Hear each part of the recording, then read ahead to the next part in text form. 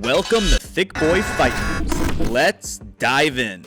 In a recent sit-down with MMA junkie, Jon Jones' coach, Brandon Gibson, spoke about Jones' return to the octagon and his move to heavyweight. Jones hasn't fought since he defended his light heavyweight title in February of 2020, but despite the long layoff, Gibson says Jones has never been more ready. While Gibson never gave a definitive date for Jones' return, he did mention December as a possibility. We're just staying ready. You know, it's been a long process, and I feel very confident with the work he's done to rebuild his body into heavyweight, and the work we've been doing almost the last it's coming up on 3 years. I'm very proud of Jon has put in the work. There's no shortcuts in this game. There's no shortcuts, and he's really continuing to develop all elements of his game. And whether it's December or whether it's another date, whether it's Stipe or Francis or another opponent, we're just focused on Jon and his growth. And at the end of the day, somebody's going to have to fight Jon Jones, which I think is a big task for any other fighter as well. So we just continue to control what we can, and that's making Jon Jones the best martial artist he can be.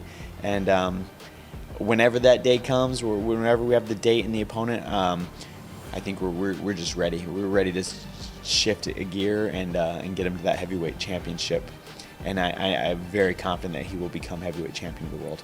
Jake Paul may be making a move to MMA. On a recent episode of BS with Jake Paul podcast, Paul said that he is in talks with a major MMA promotion to make his debut in the sport, but said he would need to take some time to work on his craft before actually taking on an opponent. I've got an announcement coming soon. I can just tease that. I'm working with a big organization right now on a whole thing in MMA that also has to do with me fighting, and we're going to have an announcement soon. I want to do it, and Javier Mendez said he would train me. I'll go to American Kickboxing Academy. I probably need a year and a half to get the kicks down. I already know jiu-jitsu. I want to be able to do everything in there, at least checking kicks. I know how to wrestle already.